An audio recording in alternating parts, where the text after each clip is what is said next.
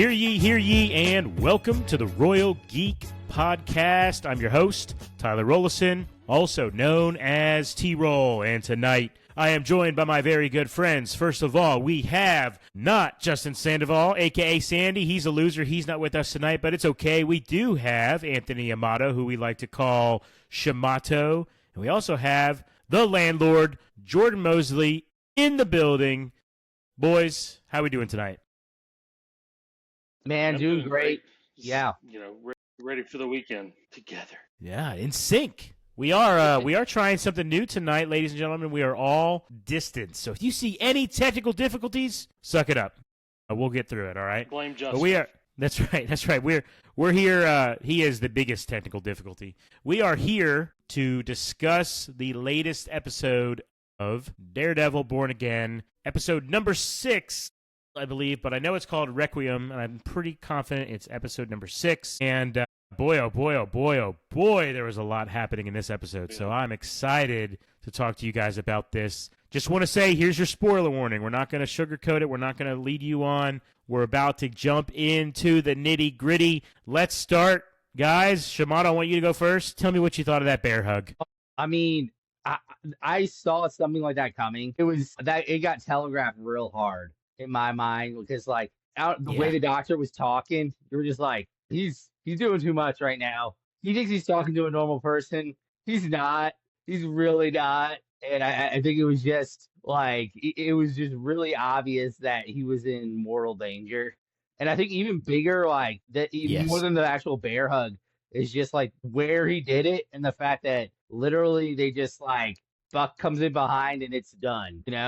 Just showing that's an even more power move that you could do with that in a huge hospital, and then it's just nothing happened. Yeah, the middle of his shift. What are the nurses gonna think? Where'd the doctor go? It's he went on a lunch break. He'll be back in a little bit. Yeah, and Buck didn't even blink an eye. It was just oh, here's my next task. I've done this, hundreds of times before. Yeah, exactly. Normal day.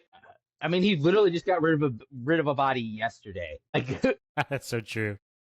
Yesterday. Yeah. Gosh. So, anyways, this episode kicks off with Fisk mourning Vanessa right there. He's distraught. You could see the fire in his eyes. Everything happens here with this bear hug with the doctor. It's and I agree with you, Shamato. It was 4 lines too many.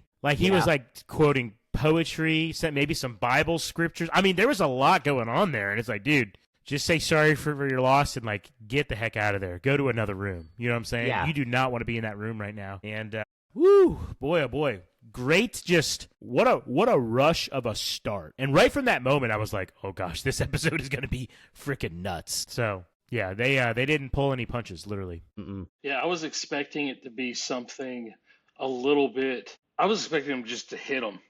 But I thought that the bear hug was even better. I thought that was awesome.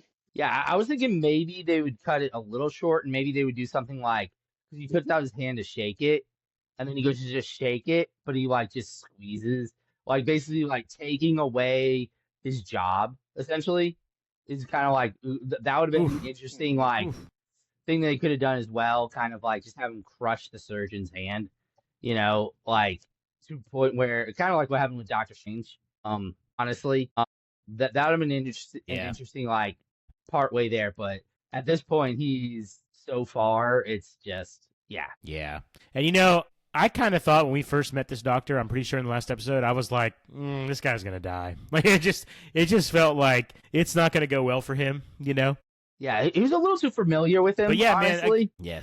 Yes, he was. Fisk doesn't like to be talked down to, consoled, patronized in any way. You know what I'm saying? And just he needed to take his anger out somewhere. And here's the guy that couldn't save my wife, even though he gave his best effort to do so, So it really sucks for him. But yeah, then I think we go right into the funeral, I'm pretty sure. Obviously, everyone's wearing black except for Fisk, wearing white.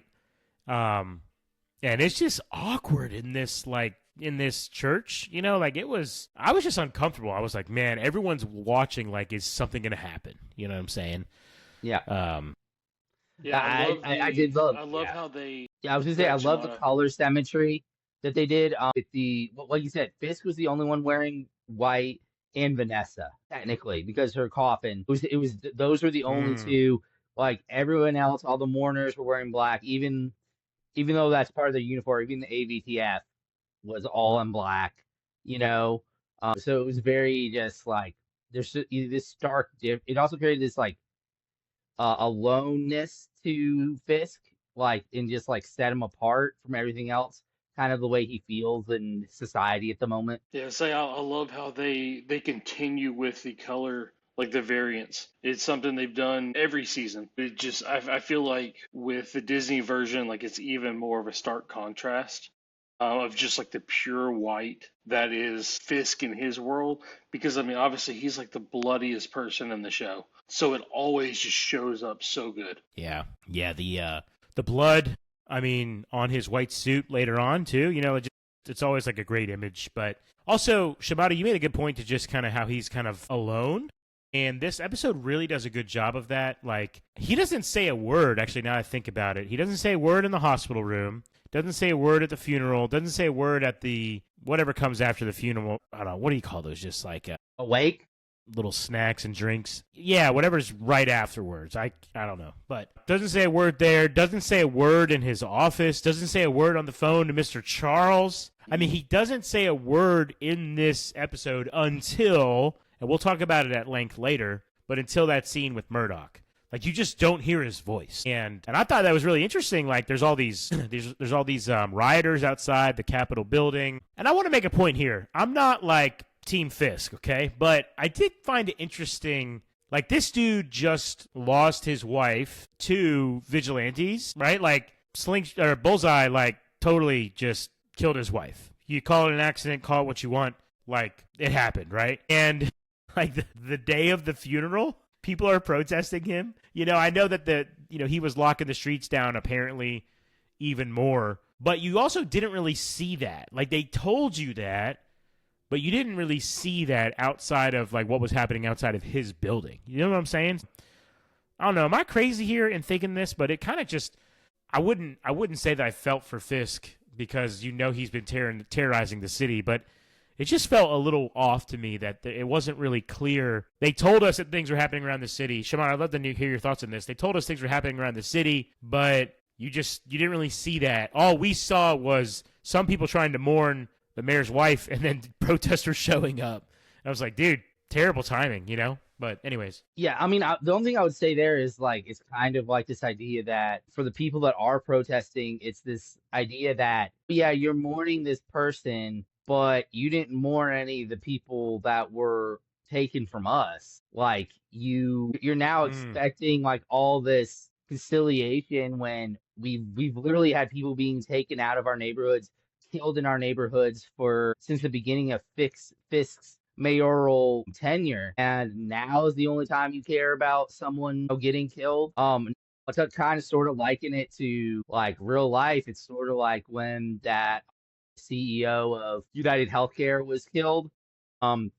It's just like the way that the world kind of reacted to that, where yeah, there were people that were like, yeah, well, he had children and he had a family, and this person never did anything to you. But then there's a lot of people that talk about how tough that insurance company was on people who were dying and things of that nature. I kind of got that feel where it was like, maybe I should have some sympathy for you, but like this guy's been terrorizing our people for months, and you guys just now are starting to care about someone when we've been getting destroyed for months. Yeah, fair point. Yeah, I think that there was one point in the episode, I don't remember who like alludes to it, but somebody kind of, maybe it was Karen, but someone like alludes to the fact that like everyone saw what happened, and so, like the way I took it was like everyone could tell that Fisk swinging the belt was the thing that caused the issue. Okay, yeah. And like I don't know if it was meant to do that, but that's kind of what I was thinking. Like, so I don't remember who said it. It was BB. I think it was BB, yeah. That's right. Yeah. And why don't we talk about BB for a minute? So this whole kind of circumstance with BB and Daniel, really interesting. Buck is kind of giving him a challenge. He wants to throw a little bait to see if BB is the mole. So they come up with this story, which would be pretty significant news. If Fisk was not going to run again, that would be significant news. Jordan, really curious your thoughts here. Like when he's going to his mom's house and he's taking BB and she goes up to the bathroom, man, this whole sequence I thought was really good. His mom is talking to him about, your dad would be so proud of you, and, seeing all these pictures from his background. She's walking around in his room, and I'm like, please don't send this text. Please don't send this text. I kind of want to see her survive. Like, I kind of want to see her pass this test so that Daniel and Buck would be like, okay, she's not the mole. That's great. Jordan, what were your thoughts on all that? Yeah, I think with Daniel, he's a character that I've had a hard time liking, like I want to like, but I think this really kind of humanized him a little bit more to her, made her feel bad about essentially using him. Like, he's a person. He's somebody that's just trying to, to gain status in the world, when he probably wasn't in the best position. Like, it didn't sound like he's in the best position, like being born on third base. So like you saw that in in their interactions and her feelings and the emotions of like just going back to her house. It made me, or his house. It made me think of kind of in like the Penguin, when they brought in like the Penguin's mom and like the family and like all that, how it just humanized somebody that I didn't really have strong feelings towards. I did think it was interesting, like when he's even giving her the information, he wasn't even good at that. He was like, now please don't tell Dude, anybody. No, I think that was full out intentional because he doesn't want her to die. He is literally like, without telling her she's being tested, he is trying in every way he can. Yep. So I thought that was actually pretty good. I thought it was good, but it still tells you like where his ultimate like loyalties are being, like, they're being pulled, where it's he is threatened. He is very threatened, and he still can't bring himself to be like, just set her up completely. He does, but man, he makes it pretty obvious, like, hey, don't screw this up. It's pretty interesting. Shimano, I'd love to hear your thoughts on kind of the whole dynamic of seeing Daniel struggle with his role, his spot in the cabinet of Mayor Fisk, while also, man, he's in love with this girl, and it was kind of tragic too, by the way, seeing her go in for this kiss, and he's the one that pulls out of it. I mean, it just, oh man, Yeah. But anyway, Shimano, kind of, what was your thoughts on all that? Like I've been saying, I feel like he's such a torn character because he has essentially two loyalties in his life, and that's Fisk and BB, and they're so contradicting and fighting against each other at it seems like every turn. And so it's really interesting to see that. One of the interesting things I would like to kind of figure out, maybe we'll get it, maybe we won't. Finally showed a picture. They showed a picture of his father. I'm wondering, like, is that going to be something? Like, are we going to find out at some point either what through his loyalty and it end up being, a negative? Like, did his father die at the hands of Fisk? Was his father somehow involved with Fisk or something along those lines, to a degree to where, like, maybe there's something like there's some sort of involvement? Because there seems to be, like, whoever it is, there's some sort of involvement with somebody for everybody, it seems. But it would be really interesting to see, like, where it's all going to go in that situation. Like, was his dad somehow something, I also would have loved it if they had just shown a picture of James Gandolfini holding him as a kid. That would have been like if they'd actually gotten a picture of that in that room, that would have been like a really, they're obviously not going to show his father at any point in this series for any, like, I don't think they're ever going to do a flashback or anything like that. So I was like, just throw a picture of James Gandolfini right there and just be like, that's his dad, and it'd be really his real life father. Would have been an interesting thing to do there. But yeah, that would have been interesting.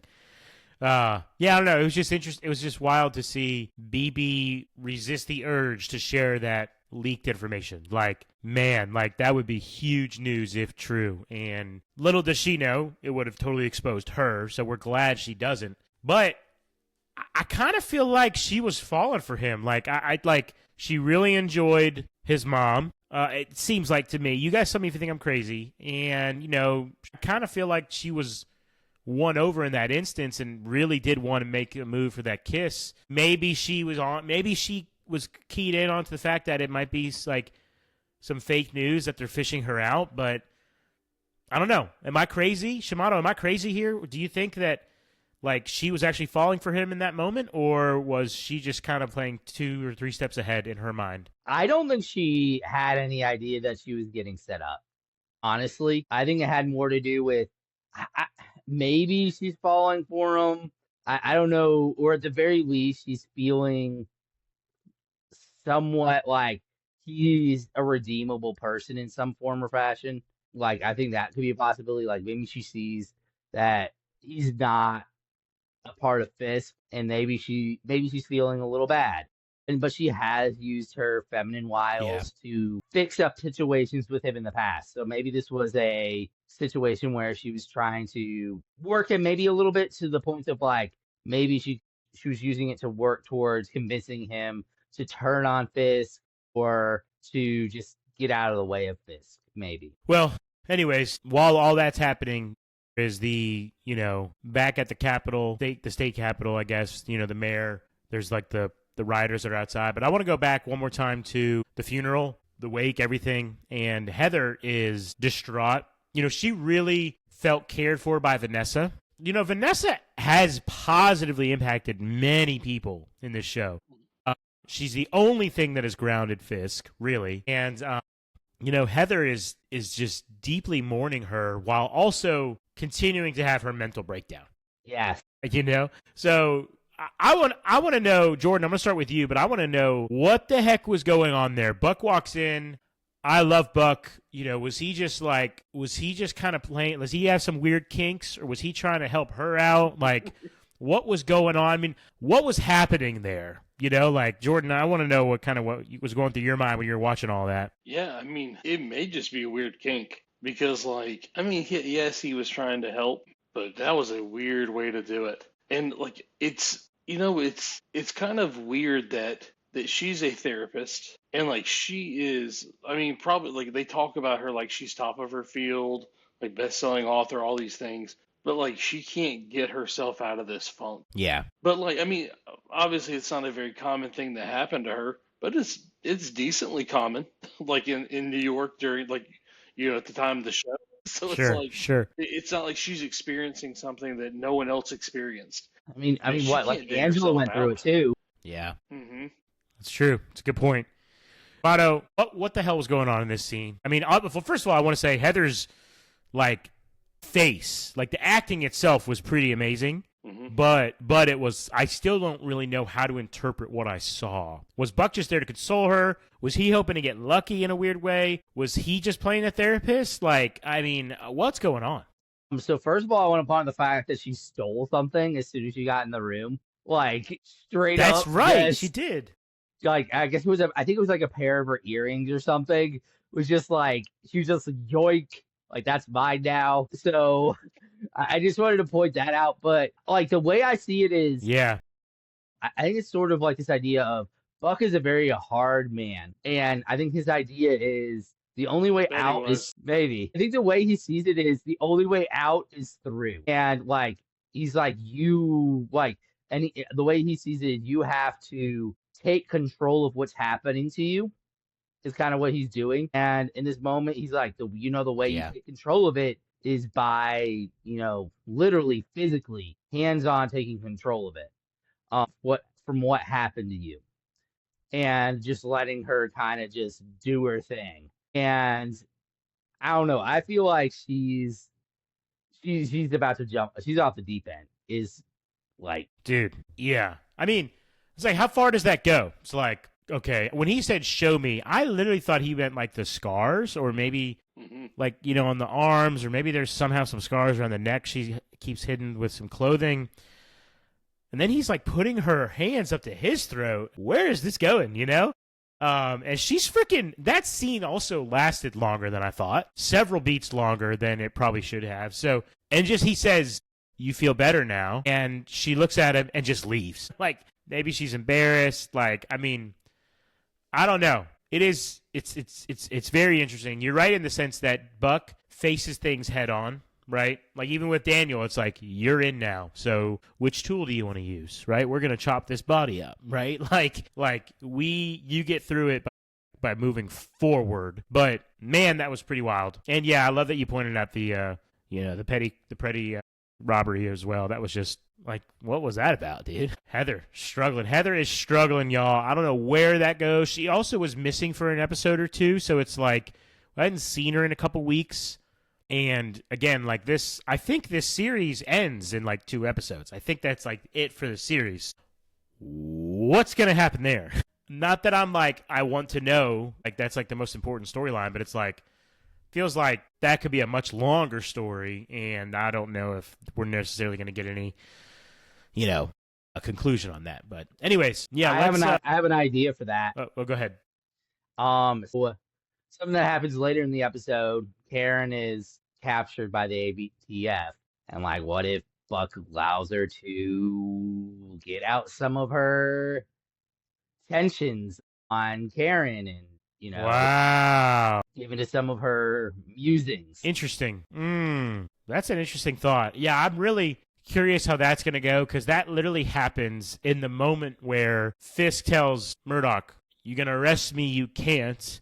You're going to kill me, you won't. And then Murdoch just leaves. And then right there, Powell's freaking... Dude, this guy, every week, it's like the T-Roll hating Powell segment. Like, let's talk about Powell for a minute here, okay? First of all, does he have some sort of steel head now? Because, like, he gets a headbutt from Jessica Jones, which, shout out, we need to talk about her as well. Not fazed by it. No. Am I forgetting something there? Like, I know he got the heck beat out of him. She lost her powers. She talks about it when she's talking to him.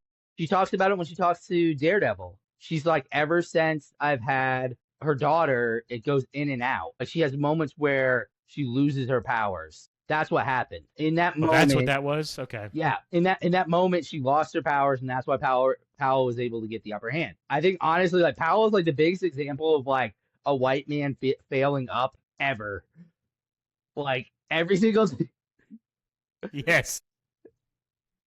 And just a luck. Yes, all dude. Luck. So literally, he's just continuously so lucky, is what you're saying. Yes. Honestly, you might as well just recast him as Powell Domino. is such a scumbag. He is. Dude, he is such a scumbag. He literally, and it sucks too, because our guy that was on the inside for Karen and Matt, I don't remember his name, but it's like he's like sniffing him out. I'm like, gosh, they're like, he went from like talking to him one time to a second time to a third time. He kept checking on him, and I'm like, dude, this guy is so done for, like, and of course, the only person that Powell can kill is someone who's defenseless, right? So he takes him over there beside the truck, blows his brains out, and I'm glad that that other dude, can't remember his name, North or something, I don't know, that he is like, dude, Powell, what the heck? Well, he says, what the F? And then he just says, vigilantes.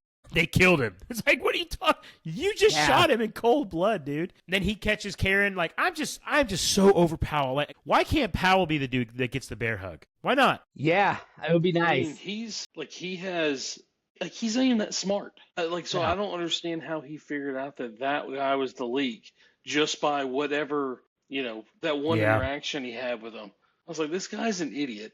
Apparently, he can't catch, Bullseye, Daredevil, Karen, anybody. Like, Karen literally comes to him. Yes, which, he's dude. worthless. Which, yeah, gosh, I don't know.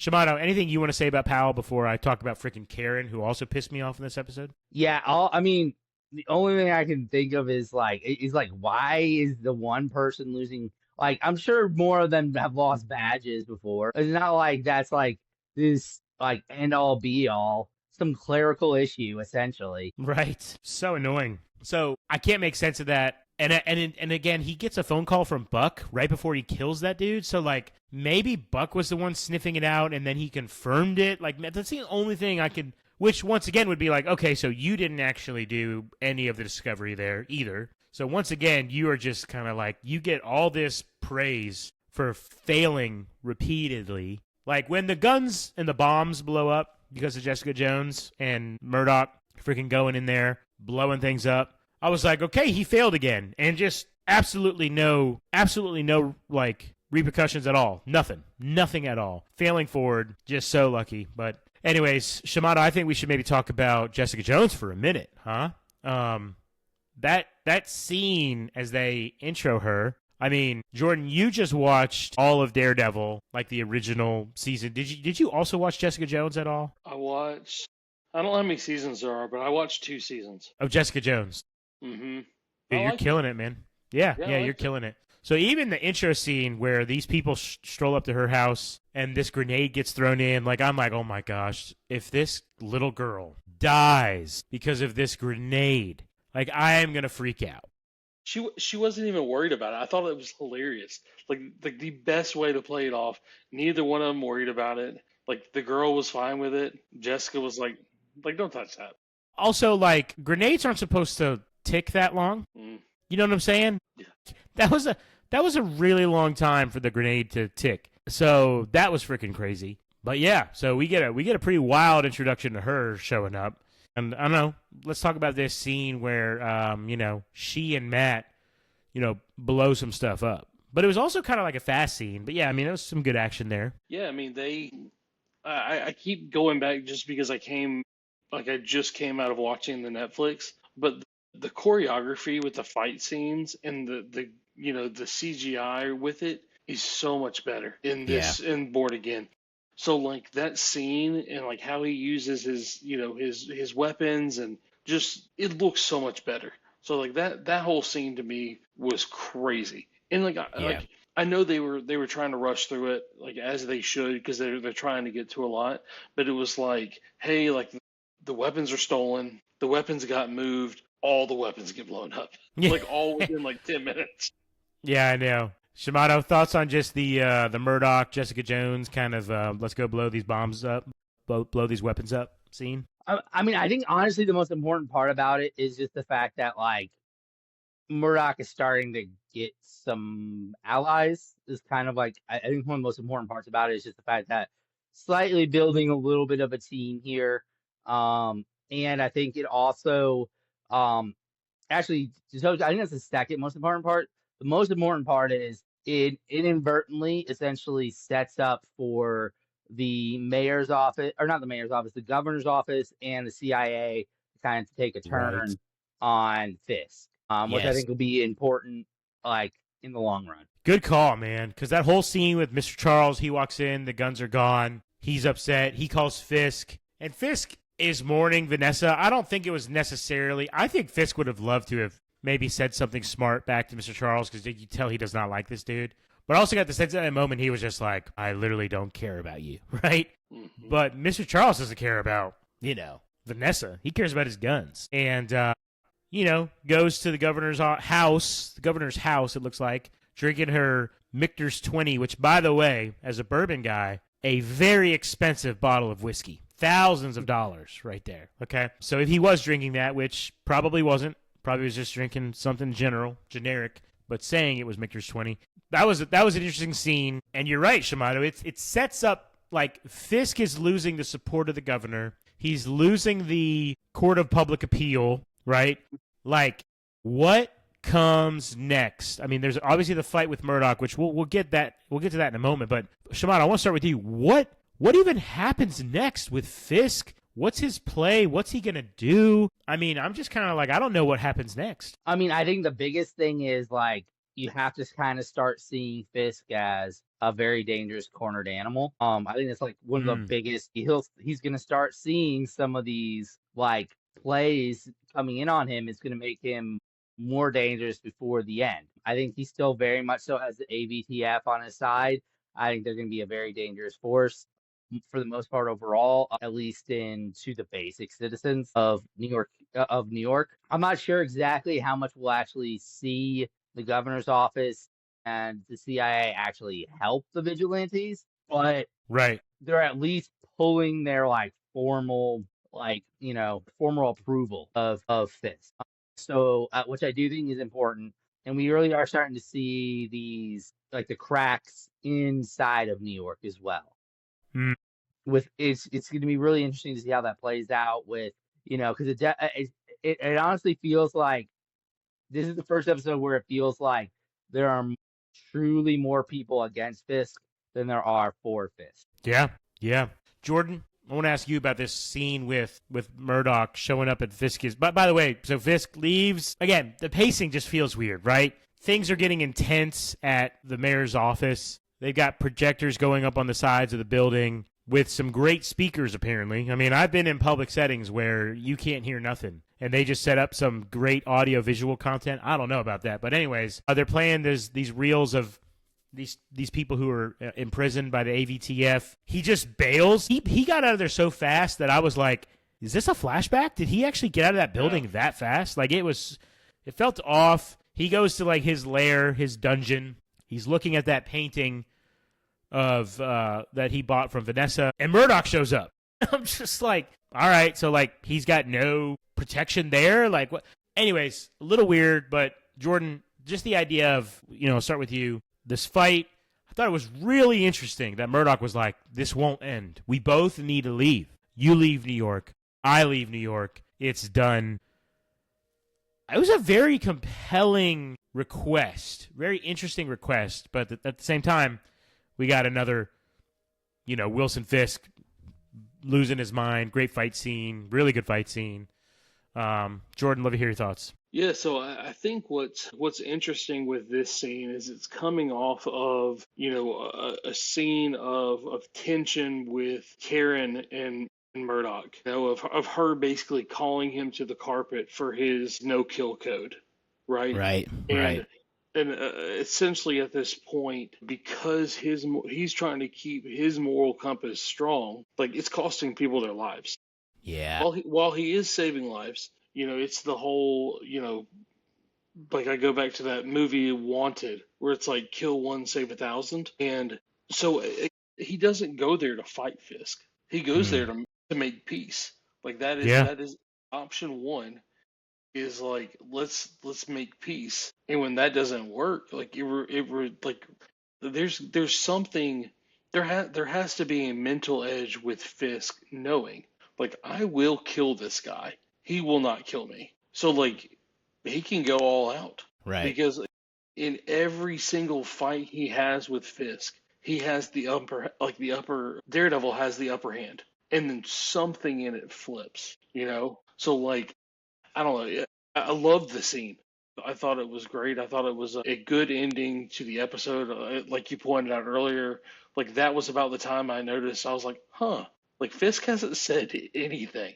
Yeah, not a word. I thought that was cool. I was kind of worried. I wasn't watching, like, the pacing of the episode, so I was, like, worried that they were going to cut it there because he hadn't said anything. But no, I love the scene. I thought it was, again, great choreography, like destroying the painting and, like, all of the the semblance of that. Yes. Overall, great scene. Shimada? So, like, going back to the mayoral, like, the essentially the protest going out there, I think the first thing I want to say is, if you haven't seen Andor, go see Andor, and you will see a superior version of this. That's what I want to say. It was really cool seeing it, but it reminded me so much of the Gourmet Massacre, like, so much. In the tension building and as they were going and stuff like this. Although I don't feel like it was done as well as it was done in Andor. But I just kind of want to throw that out there and, just have that on record. First of all, I do think it's interesting. Like, he goes to Fisk, and like you were saying, like, he hadn't said a word yet in the entire episode, and it kind of creates this, like, it kind of brings up the fact that, like, they're kind of like meant for each other in a way. The only person that he's willing to talk to in the entire episode is Murdoch. Good catch. Yeah. Like everyone else, he's willing to just brush off, but Murdoch shows up, and all of a sudden he's talking. Like, there's another one of those things about, like, they're connected so much, and then also through the beginning of the fight, like, you see Murdoch is all defensive. He's dodging. Like, nothing that he's not trying to be offensive in any way. Like, especially like the first few, he's literally just dodging everything that he's doing, just because he does not want to inflict any violence, or he's trying to convince him to stop and go away. Eventually, of course, he does have to, start laying some hits on him. But it's interesting that he's trying from the very beginning to just like not do any violence. And it really Right. was like what like Jordan, like seeing the tearing of the rabbit in the snow is just like it is the final like death of Vanessa in a way, you know? Heartbreaking. And it's like it's Fisk's rage that destroys it, you Yes. know? Mm. Much Yeah. like destroying Vanessa. Yeah, that's right. And New York.